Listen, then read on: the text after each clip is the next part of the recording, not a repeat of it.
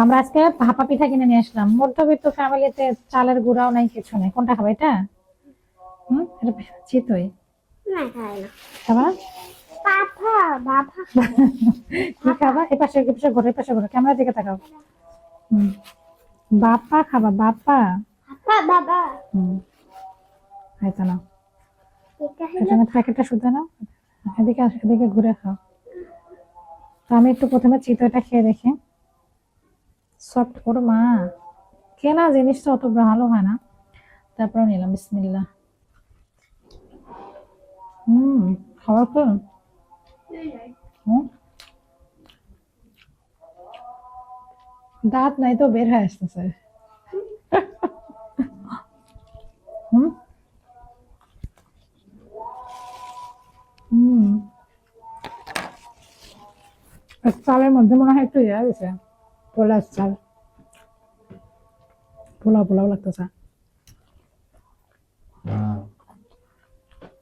নরম হয়েছে ঠিক, সম্ভবত সোডা দিয়ে। মানে আমি যেভাবে নরম বানাই না, ইয়ে করে ওইভাবে না। খাওয়া না ভাপা?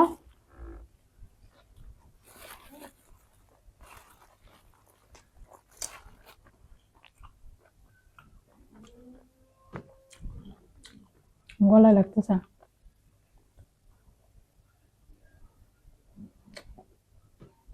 কিন্তু নারিকেল দেয় না। নারিকেল দেনে তো 10 টাকা। হ্যাঁ আজান, এখানে খায় ভাপা গলায় লাগবে আবার। আজান, হ্যাঁ আজান। আমার একটা খুলি না তো, ওখানে তো ইয়ে আসবে, সাউন্ড আসবে। ওখানে আসো, এখানে খাও, এখানে আসো, এখানে খাও। না। নাহলে তো গলায় লাগবে, একা একা খেলে ভাপা গলায় লাগবে। আমি আস্তে আস্তে করে খাবো। হুম, আস্তে আস্তে। আমার সামনে খেতে হবে, বুঝছো না? বোঝো না? বুঝছো? হুম।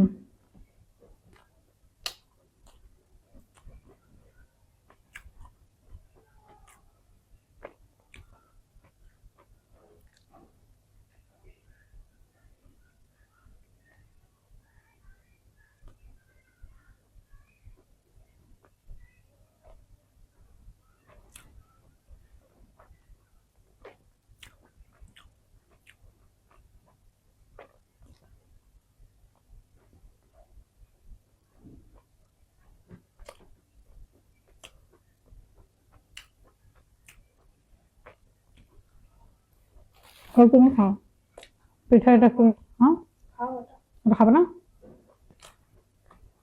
বেশি খেলে আবার সেদিন তো পেট ভুট ভুট করে বানানো।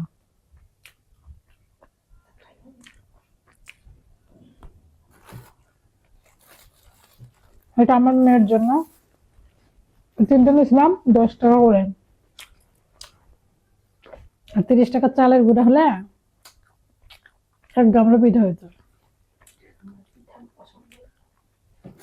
মানুষের বাড়িতে পিঠার আয়োজন হয়, আর আমাদের বাড়িতে যারা আছে একটু পিঠা খায় না, খায় পিৎজা পিৎজা বার্গার, বুঝছেন? গরিব হলে হবে কি ভাবাচ্ছা। আজকের ভিডিওটা ছোট, এতটুকুই দেখবেন। আল্লাহ হাফেজ।